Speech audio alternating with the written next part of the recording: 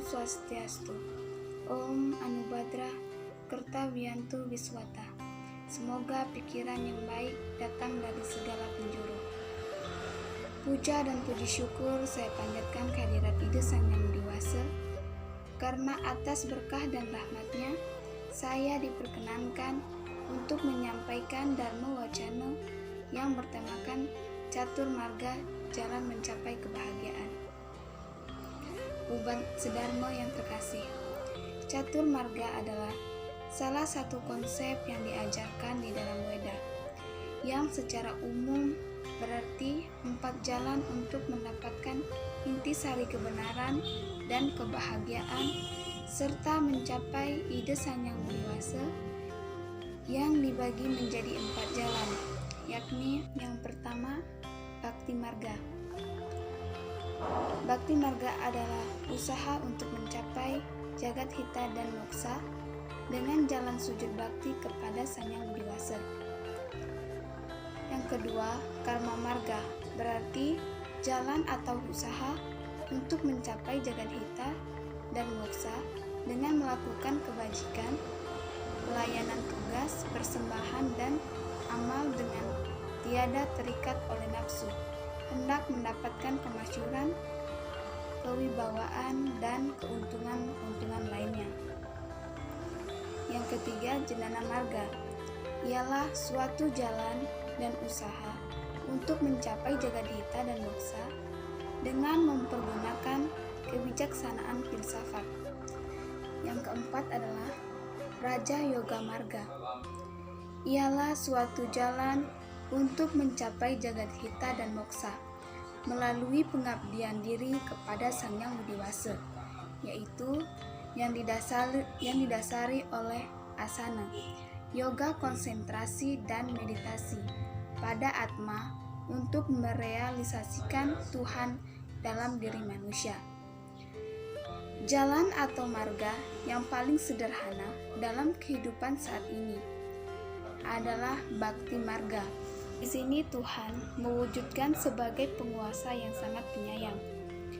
Diibaratkan sebagai ayah, ibu, kakak, sahabat, tamu, dan sebagainya. Orang yang melaksanakan jalan ini menginginkan kebahagiaan rohani atau swasti. Menurut Bhakti Marga, Tuhan adalah sosok yang dekat, umum, dapat dengan mudah dicintai dan didekati dengan berbagai cara yang diyakini. Bhakti merupakan dasar pembentuk agama. Bhakti adalah jalan termudah dan dapat dikombinasikan dengan ketiga jalan yang lainnya. Pada dasarnya, ketiga jalan yang lain memerlukan adanya bhakti untuk membuat jalan tersebut menjadi lebih mudah dan membuat seseorang semakin tegar dalam menghadapi cobaan yang mungkin muncul dalam menghimpun kehidupan. Dalam bhakti, tidak ada aturan yang begitu mengikat. Intinya adalah adanya rasa bakti atau kecintaan pada Sang Yang Widi-Wasa. Suatu kisah tentang Rama, seorang awatara dan raja yang agung, dengan Sabari, salah seorang baktanya yang termasyhur.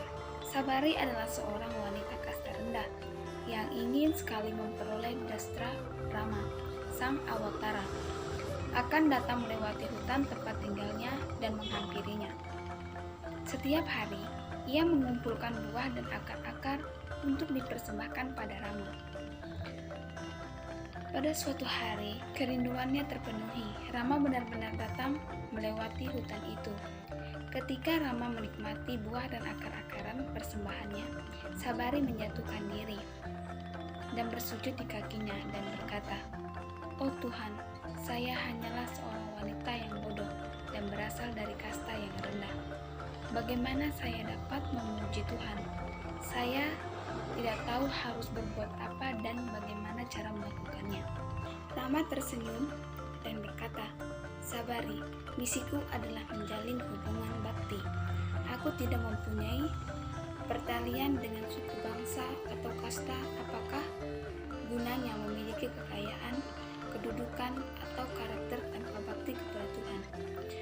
Bakta dapat mencapaiku melalui 9 jalan. Masing-masing jalan itu dapat membawa mereka kepadaku. Suara Nam artinya mendengarkan mengenai nama suci Tuhan adalah merupakan awal pelayanan bakti.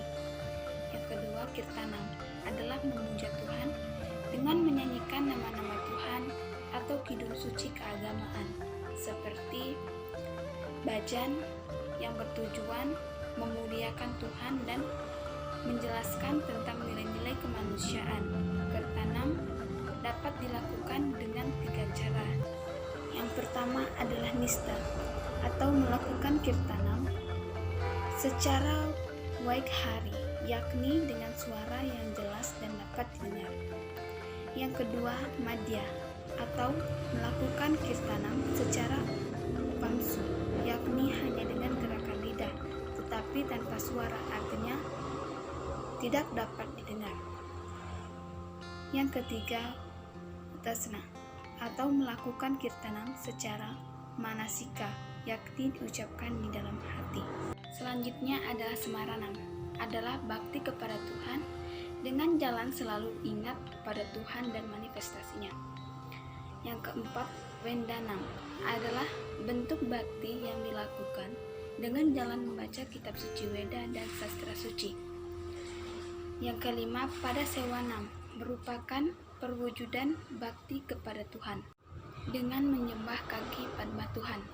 Yang keenam, dasyam adalah berbakti dengan jalan melayani dan mengabdi pada Tuhan yang pada umumnya lewat pemujaan pada arca dan pelayanan kemanusiaan. Yang ketujuh, arcanam adalah memuja dan menghormati Tuhan melalui media arca atau pratima. Yang kedelapan, sangkyam adalah bentuk bakti kepada Tuhan seperti hubungan bersahabat dekat. Yang kesembilan, atma wedanam adalah bentuk pemujaan yang dilakukan dengan penyerahan diri sepenuhnya kepada ide Sang Yang Widi Wasa. Atma wedanam atau penyerahan diri kepada Tuhan dapat dibagi dalam 2 tahap, yaitu tahap pertama adalah markata niyaya yang merupakan penyerahan diri secara total kepada Tuhan dengan selalu berpegang teguh kepada keberadaan dan kemahakuasaannya melalui semua ajaran yang diturunkan dalam kitab suci Weda. Tahap kedua adalah marjana niyaya, yaitu merupakan penyerahan diri sepenuhnya kepada Tuhan yang sudah sempurna dan lebih tinggi tingkatannya. Bakti marga adalah pencarian sejati, pencarian sebenarnya terhadap Tuhan. Sebuah pencarian yang berawal dari kasih, berlanjut dengan kasih dan berakhir dengan kasih. Satu momen kerinduan yang mendalam akan kasih Tuhan yang akan membawa kita pada kebiasaan yang abadi.